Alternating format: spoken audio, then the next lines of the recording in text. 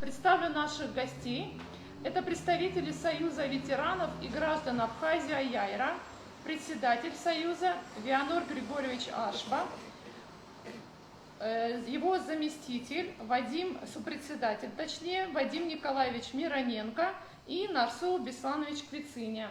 Они дадут оценку общественно-политической ситуации в стране и расскажут о своих планах на будущее. Предоставим слово, Вианор Григорьевич, вам. Пожалуйста. Спасибо. Я благодарю журналистам за вашу тяжелую работу.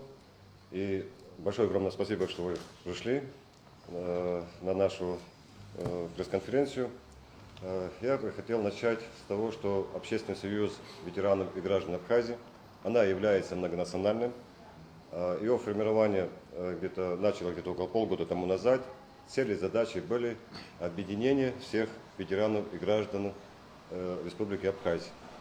Вот. Были несколько попыток общения, переговоры, круглые столы, чтобы у нас одна задача, одна цель, мы один народ, и мы должны всегда сесть за стол переговоров, и все существующие вопросы разногласия мы должны решать за круглым столом.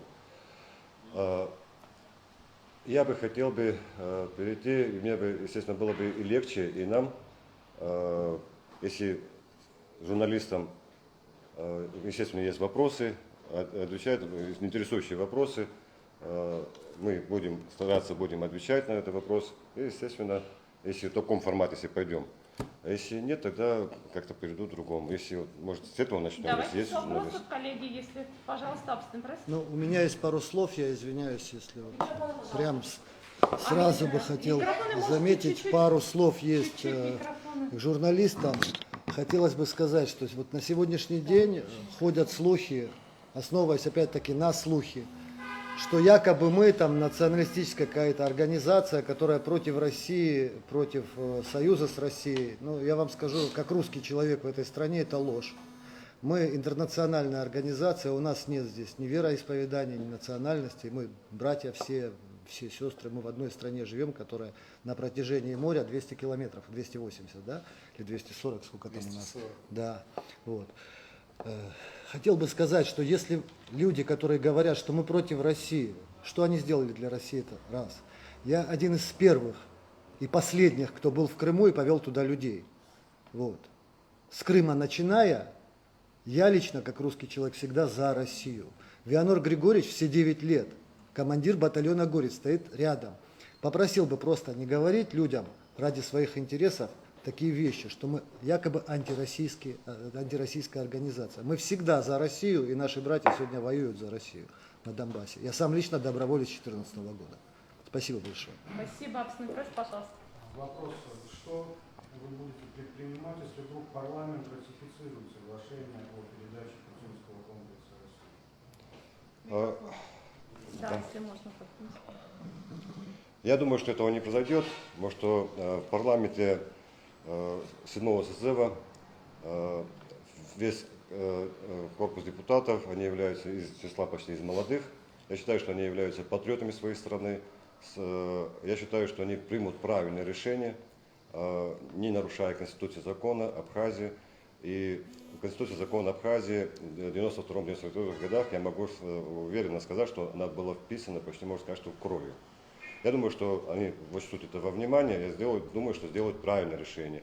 Я считаю, что мы будем делать, это вопрос, конечно, уже чуть позже, наверное. Мы будем настаивать о том, что соглашение этого ратификации, чтобы не было принято нарушение Конституции закона Абхазии.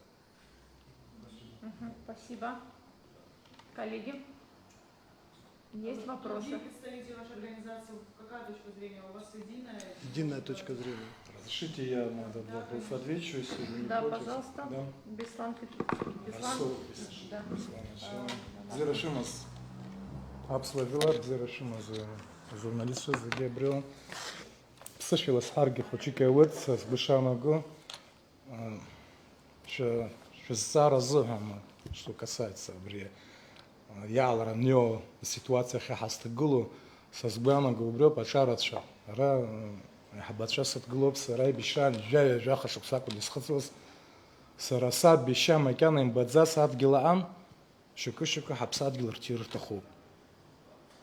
Ансум, Арсум, Харжум, Геум, Шартус, и Саздырнаха, с Европе, по Конституции. Конституция бейну, заги шухто.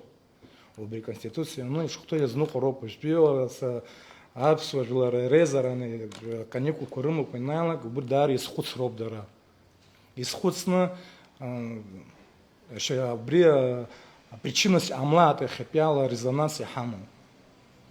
Сегодняшний день я переведу сейчас на русский язык то, что касается нас, молодежи. Я как сын погибшего, как отец 4 детей и как вообще гражданин этой республики Абхазии, я бы никогда не подумал бы в свое время, что будет вот такая вот ситуация со все вот эти вот определенное время, что мы будем настаивать и отстаивать то, что нам дали наши отцы, свободу.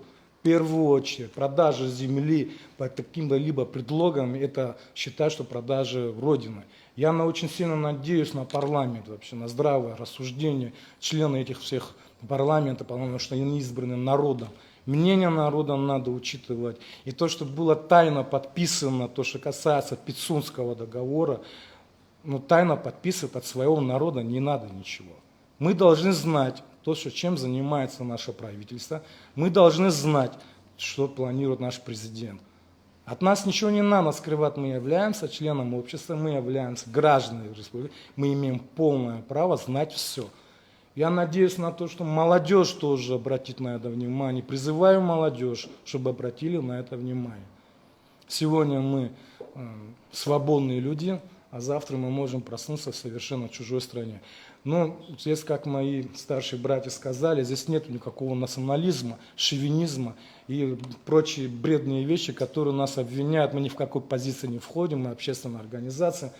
Мы за сотрудничество с Российской Федерацией, мы за экономическое, геополитическое и военная атмосфера. Сегодня у нас ситуация по всему миру очень шаткая. И обвинения со стороны провластных органов и со стороны людей, которые, как сегодня я читал статью о том, что как президент высказал мнение о том, что это является вымыслом, домыслом, то есть это наши домыслы, получается. Все общественные организации высказывают свое мнение, все оппозиционные высказывают свое мнение против этого, и в итоге оказывается, что это все наши домыслы. Это не наши домыслы, есть почва для этого, для разногласий, есть почва для этого. То есть эту почву подготовили они планомерно, постепенно, смотря на наши реакции. У нас реакция неординарная. Я более себя стараюсь как-то сдерживать в сегодняшнее время, себя, свои эмоции. Но я могу вам одно сказать, не бывать я там. Нельзя мнение народа своего игнорировать. Его выбрали народ. Плохо или хорошо, он в сегодняшний день является нашим президентом. И он обязан учитывать мнение наше. Это мое сугубо личное мнение. Радикализм с нашей стороны, и вот это призывать там, мы сейчас пока что не собираемся, потому что мы будем ждать. А ждать мы, как я понимаю, что если президент на нас внимание не обращает, уже и ждать тут нечего, потому что полностью идет игнорирует. Думаю, что председатель Аяйры, герой Абхазии, скажет в дальнейшем, в какой стороне это было игнорирование. Ну, я думаю, что я надеюсь на благоразумие депутатов. Я очень сильно на это надеюсь. Там есть молодые, прекрасные люди, мои ровесники, младше меня. Они такие же патриоты, как и я. Пускай подумают немного своей головой, какое решение они будут принимать. Немного. Мозги свои включат, я надеюсь на это. Спасибо. Спасибо. Вы заговорили об игнорировании, сказали, что Леонор расскажет, давайте продолжим эту тему, о чем идет речь, встречались, вы обсуждали, не приняли вас, чтобы не оставляли тебя в эфире. Насчет игнорирования президента нашего? Ну, вашего разговора, что должны были встретиться вчера. Да, в ближайшее время шли переговоры. Переговорщиком являлась общественная палата. Она уже должна была, уже идет 3-недельный срок давности, где решалась общественная организация, обратилась с просьбой встречи с президентом Республики Абхазия. Естественно, были несколько определенных поставлены вопросы, кто будет встречаться, общественность. Там, я, в принципе, лично предлагал, чтобы все общественности и оппозиционного блока чтобы президент Республики Абхазия вышел на встречу, чтобы обсудили эти вопросы сегодня, которые стоят острым, которые проблемы, которые сегодня насущные проблемы сегодня в Абхазии, которые массируются у населения, чтобы президент мог ответить на прямые вопросы каждого ее гражданина Республики Абхазии, где бы он, в каком находился, то ли провластной оппозиции, то есть властной, то есть организации, или противовластной организации, или общественной организации. Решалось это долго. Вчера мы окончательный результат услышали. Сперва президент хотел в закрытом формате встретиться с общественностью и с оппозицией. Мы сказали, что у нас нету скрытность. Президент должен быть для народа, для каждого ее гражданина, кто бы он ни был, даже в одном числе, он должен быть открытым для общества. Мы настаивали о том, что была пресс-конференция с открытым приглашением журналистами и телевидением. Но вчера, когда уже вроде согласились, условия были 5 на 5, как-то это для меня очень странно, когда администрация президента выдвигает, я просто какой-то вижу какой-то абсурд, непонятно, это что у нас, это самое, какое-то заключение, договор или что-то там, когда идет уже судьбоносный народ Абхазии, который есть довольны, есть недовольствующие люди. Когда озвучили, кто пойдет навстречу, там было уже ограничено 5 человек, с нашей стороны, как заявили со стороны власти, 5 человек, и среди общественности 5 человек. Когда были озвучены фамилии, кто будет принимать участие в общественной палате, в том числе я входил в этот самый список, как общественник, не как оппозиционного блока. Я еще раз повторяю, что мы не являемся оппозиционным блоком, мы являемся общественной организацией, объединяющей, можно так даже высказаться.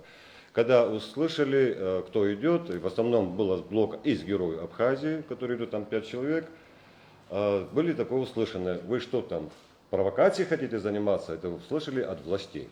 То есть наши встречи с президентом, я считаю, что игнорировал наши встречи и не состоялся это самое, то есть с общественностью. То есть власть отказалась встретиться с нами. А Вот, основанием значит, чего было отказ? Почему они отказались? Я вот сам хотел бы спросить у главы государства, в каком основании, почему не хочет встретиться с героем Абхазии и с общественностью. Вот я просто не знаю, почему, по какой почве. Я думаю, что он должен открыть для всего, кто бы он ни был, герой Абхазии или гражданин ее, даже простой гражданин. Но все-таки такой ответ мы вчера получили. К сожалению, мы считаем, что это игнорирование встречи с общественностью, особенно с нами. А кто были эти 5 человек со стороны общественности? Можете назвать? Наверное, здесь и секрета, наверное, уже и нету. Я, в первую очередь, входил в список. Герой Абхазии Ливан Микая, герой Абхазии Ладария Руслан, Батал Джопва и еще один молодой парень. Я думаю, что он общественный, тоже из молодежи. Я сейчас точно не могу его фамилию вспомнить, извините, пожалуйста. Вот так вот. Ну, получается, встреча с президентом не состоялась. Какие дальнейшие действия? Вы как-то обсуждали?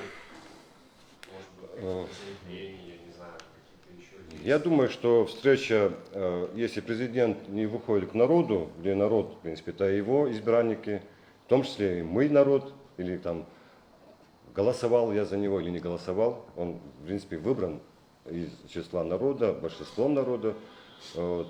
Сейчас получается, что наших и не ваших, да, вот я не понимаю вот это слово, наши и ваши. Он должен быть открыт для всех, как и делали президенты предыдущие, как Сергей Васильевич, как Александр Золотинский и как Рауль Джумкович. То есть везде, всегда они выходили, общались с народом, где бы они их не приглашали. Но о чем я не могу сказать, что Аслан Бжаня игнорирует встречи с общественностью. Извините, мы спросили вас, что вы намерены делать, как реагировать на это? Намерение, то есть, естественно, нам это очень, естественно, неприятно, что даже игнорирование общественностью, как, в том числе как героев, там не имеет значения там 5 человек или 3 человека, или даже в одном числе. Я думаю, что есть планы, еще раз, я думаю, что мы ее сделаем в конце заявления. По планах я, наверное, в конце нашей встречи сделаю заявление, какие у нас планы будет встречи. Мы в любом случае будем настаивать встречи с президентом. Если он нас услышит, конечно, опять же. А какие возможности у вас настаивать, если он отказался? Простите, пожалуйста. Понимаете, он глава государства, в том числе как военного точки зрения, он является главнокомандующим, а также ее президентом Республики Абхазия.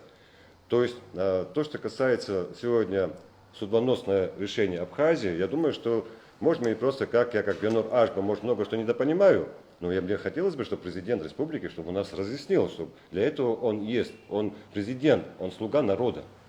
Понимаете, в таком формате просто. Я думаю, что он должен разъяснить народу, а не игнорировать народ. Народ его избрал. Ну, насчет тайного мы еще, наверное, потом перейдем. В таком формате.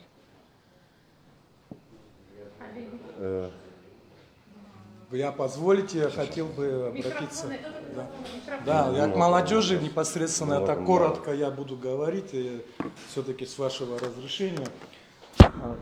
Я человек новый, я вообще в эту политику и лезть не хотел, и не собирался. У меня свои видения, то, что у нас вообще происходит. Сегодняшний день мы видим то, что творится, это, короче, одним словом, с 2004 года мы все разделены на хатинбистов, на богобщистов, на анкабистов, на пьянистов. Эти люди, которые этим занимаются, они должны понять, что мы народ, единый народ, мы абхазы. Русские, армян, никто здесь, кто здесь живет с доброй совестью, с честностью, он здесь должен находиться. У нас раздоло. То, что касается молодежи, я обращаюсь, как я представитель молодежной организации АЯР, я обращаюсь к молодежи. Времена ТикТока, я понимаю, что у вас на 24 часа не сидят в ТикТоке там, или в Фейсбуке, там диванные войска, как некоторых я называю.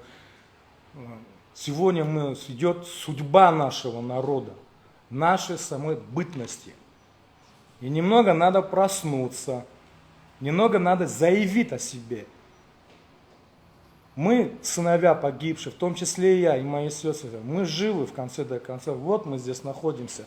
И господин президент, и общество, они, некоторые члены правительства, не хотят нашего мнения делиться. Я здесь нахожусь.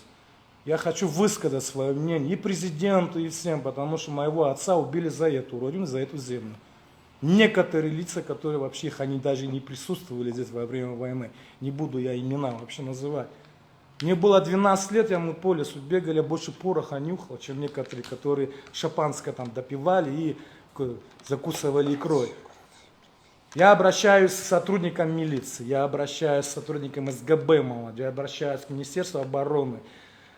Я обращаюсь, мы сегодня находимся в таком ситуации, когда надо уже высказать свое мнение, то, что мы видим, власть старается нас в путаницу, в паутину какую-то ввести, запутать нас, и запутав нас, подкусывая, проверяя нас, то Пицунда, то Аибга, то форелевое хозяйство, то недры, много чего здесь можно переписывать, много чего здесь можно сказать.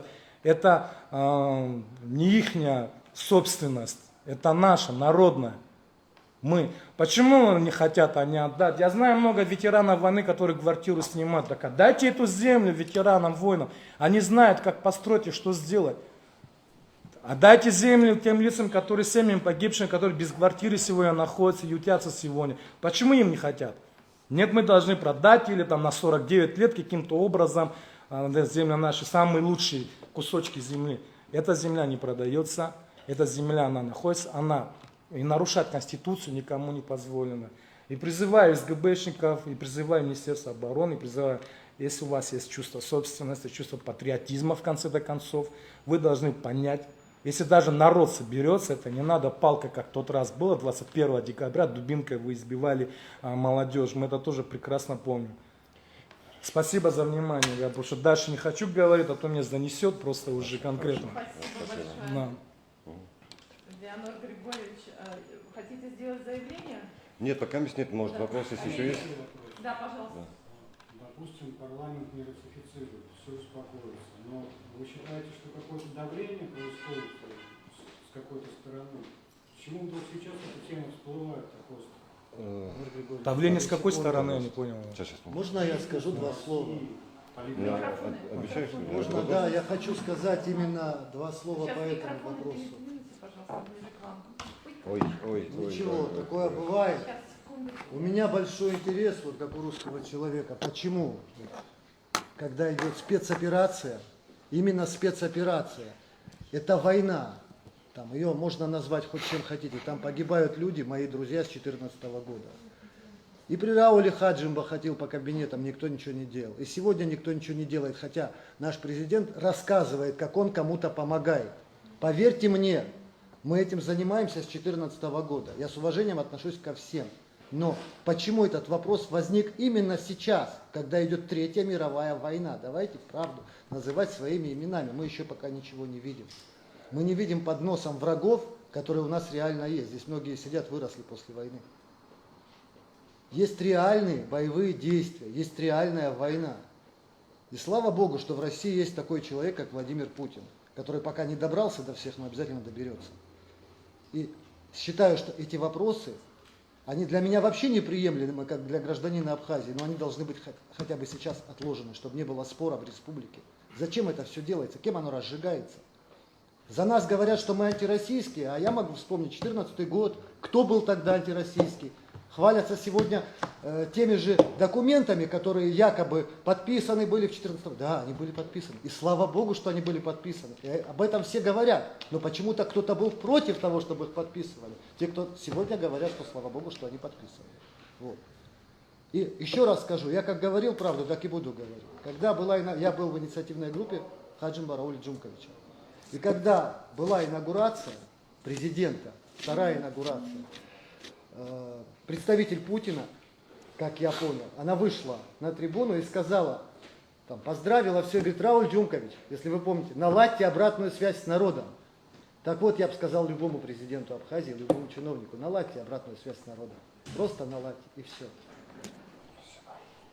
То есть вы считаете, что эта ситуация разжигается? Ну, конечно. Я считаю, что во время таких дел, вот я был кандидатом в депутаты. Я сложил в себя полномочия, а шансы у меня были, поверьте. У меня руководителем штаба был вот этот человек, которого знают все, кристально чистый человек.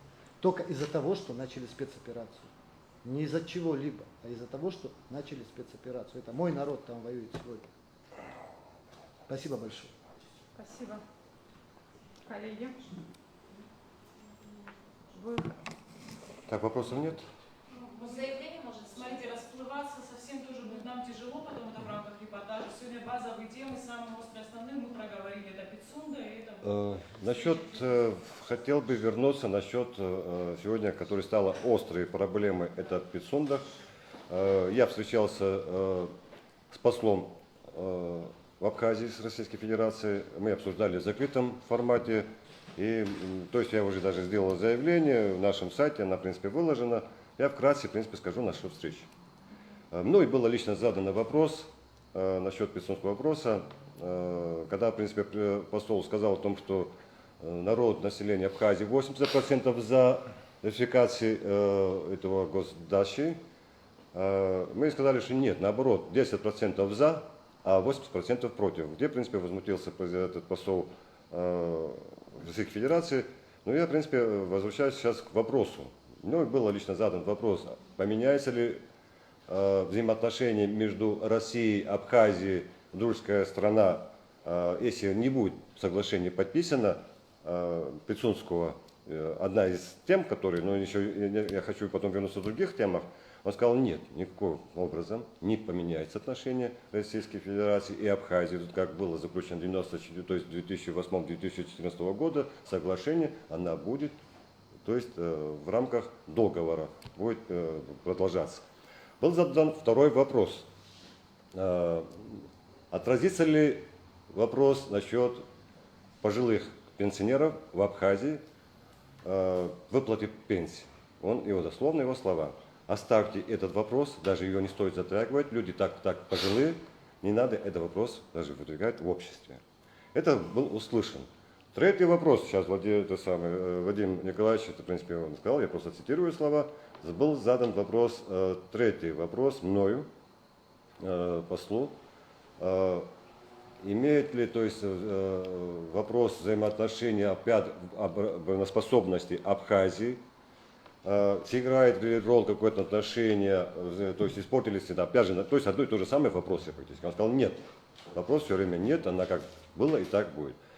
Третий вопрос, то есть четвертый вопрос я задал ему, все же, когда идет спецоперация России в Украине и идет война в Донбассе, именно почему стало такой острой проблемой решения Абхазии именно вот продажи, то есть недвижимости ее в частной собственности. Я бы хотел спросить, послу обратился внимание, знает ли Владимир Владимирович Путин о острой проблеме Пицунской госдачи?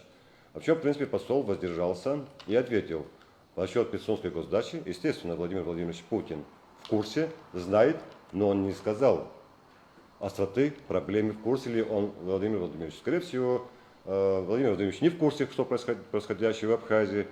Посол повел себя уважительно, дипломатично, как дипломат. И, в принципе, у нас много еще вопросов, сейчас я хочу более акцент дать.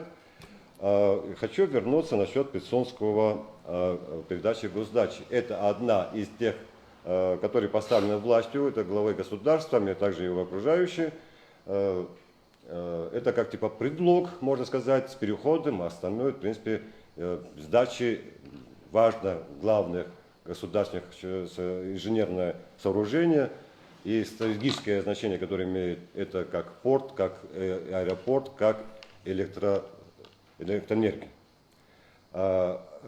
После тайное соглашение, которое провел глава государства в Москве, я, в принципе, хотел бы обратить внимание моим же боевым друзьям, а также юристам, где имел ли президент государства республики, знающий Конституцию закона, что есть, он должен знать, он принял присягу, он должен был знать о нарушении Конституции закона.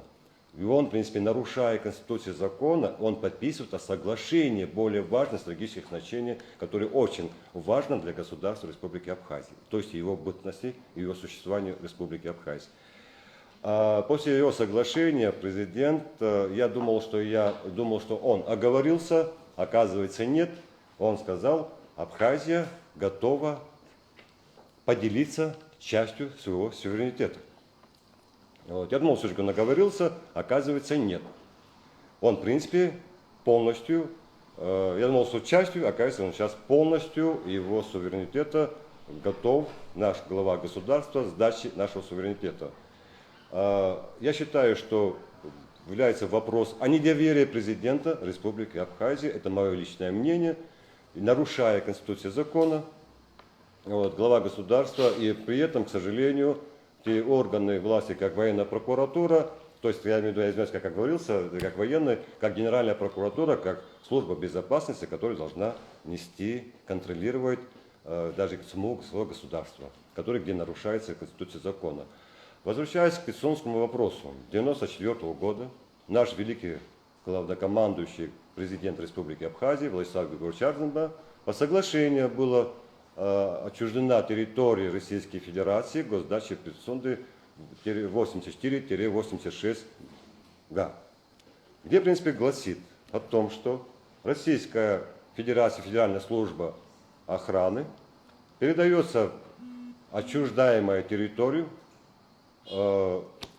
не в собственность, а даже, можно сказать, что ее даже, можно сказать, даже в аренду отчуждаемую территорию, то есть без ограничения срока давности, то есть без аренды, без денег, без ничего. Да, вот. Но я считаю, что даже такой царский даже подарок люди, наверное, мечтают. Вот. В принципе, оговаривался о том, что рано или поздно, если вдруг федеральная служба, то есть президент сказал, что стройтесь, живите, отдыхайте, делайте все, что хотите, пожизненно, но она является собственностью территории госдачи Республики Абхазия и его народа. Соглашение, тайное соглашение, подписано, кулуарно подписано в Москве, стоит вопрос о передаче ее собственности, опять же ее строения, то есть структуры, которые движимые, недвижимые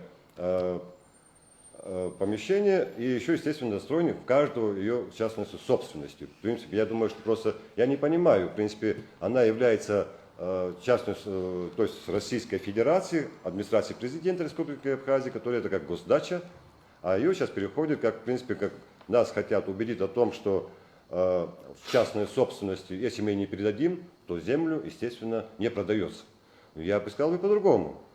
Земля, конечно, естественно, у нас не продается, но вы представляете, о передаче собственности. Мы каждый имеем свой дом, она является собственностью, но ее полагающая территория, она все-таки пожизненно остается она как наша собственность.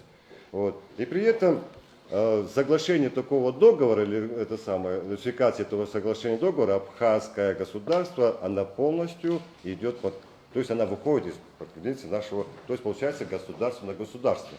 То есть мы об этом тоже говорили, мы хотим о прозрачности договора, который мы его не видим, только все видим, только скрытности. Насчет касается Пицунды, я, конечно, еще много, но я не хочу ваше внимание уделить. Хочу вернуться, то есть идет, где, в принципе, оглашается еще 19 наименований, это у нас АИБГа, форелевое хозяйство, там 300 гектаров, АИБГа около 250 чем-то гектаров, порт, аэропорт, я уже повторяюсь, и, естественно, самое такое вот электросеть, да, и еще куда около 1200 гектаров, который идет опять в собственность. Мы просто не знаем, кому мы должны передавать и на каких таких Абхазия должно, абхазское государство должна так вот просто дарить. Это такие наши самые главные важные объекты. Я считаю, что такие вот государства не могут существовать без своих стратегических важных объектов. Вот. И то есть глава государства убеждает о том, что мы не состоятельны сохранить наше государство. Им все время трактует о том, что у населения, что мы, то есть обороноспособность у нас ноль, у нас армии нет, о чем я, в принципе, не могу согласиться с главой государства, президентом. В 1992 году хочу вернуться. Молодые солдаты от возраста 17 до 19 лет. Мне посчастливилось такой честью с такими молодыми ребятами стать на защиту Родину. Агрессии, такой сильной агрессии, это возле 14 школы на Трубазе. Мы остановились с такими воинами, 19-летними молодыми воинами-гвардейцами, мы сумели остановить такую сильную агрессию. Когда президент государства говорит о том, что это не та война, сейчас идут барактары, у нас гранатометы, наверное, я как не видел, как барактары, или там не видел, как джувелины, он, наверное, вообще в глазах его не видел, хотя кое-что видел во время войны. И вот в 1992 году я хотел это лишнему вопрос задать, но я хочу, в принципе, задать прямо сейчас. В 1992 году хотелось бы знать президенту Республики Абхазия, где же он находился 20 лет начала войны и в отсутствии 20 лет после военный период, когда мы находились 9 лет блокады, когда наш народ, наши матеря, наши сестры теряли свое здоровье. И просто мы не знаем, я просто хотел бы знать вообще в это время, где он находился, в какой территории республики, в России, Абхазии или в Грузии. Но я хотел бы этот вопрос тоже как-то подать своим друзьям, потому что часто они говорят, что он там был, что он много для государства сделал, но мы просто многих знаем, кто нам помогал. В Москве каждого, чуть ли пофамильно знаем, кто оказывал нам содействие по победе нашим агрессорам, нашей победы. И разбазаривать наше государственное имущество не дано ни одному президенту Республики Абхазии таким кулинарным способом сдачи нашего суверенитета. Я считаю, что это сдача полностью нашего суверенитета. Если мы с вами не будет нашего суверенитета, не будет сохранность нашего государства и нашей нации, нашей культуры. Вот. И самое главное, наверное, правительство и самого государства, наверное, должны были, больше взять акцент о сохранности нашего народа, нашей молодежи, которые сегодня погибают, которые целенаправленно скрывают ДТП в Абхазии, которая, как она продолжалась, она увеличивается. Наша молодежь, к сожалению, молодые, прекрасные ребята, также сестры, также и ребята погибают на автомобильных катастрофах элементарно, просто когда это государство должно защищать наш народ. Для этого они принимали присягу защитить Конституцию, закона Республики Абхазия, также его народ. Народ, который проживает, ее граждан любой национальности. То, что мы сегодня не видим. Все скрыто, тайно. И сегодня, в принципе, мы вчера слышим, что тайное соглашение было принято, опять же, открытие границы между Грузией и Абхазией, транзит. Вот, понимаете, вот, я думаю, что такие глобальные вопросы, когда решаются, даже великий Владислав Григорьевич обратился к народу, что мы будем делать? Владислав Григорьевич это был действительно большим, великим полководцем, великим главнокомандующим нашей республики. И президент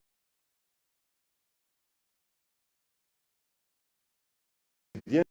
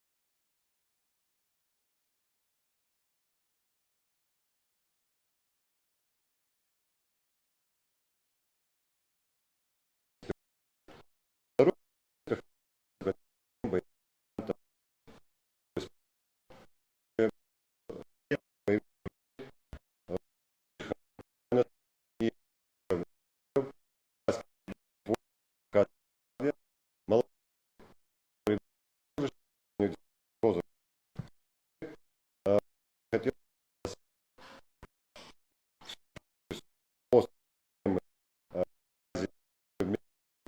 все суть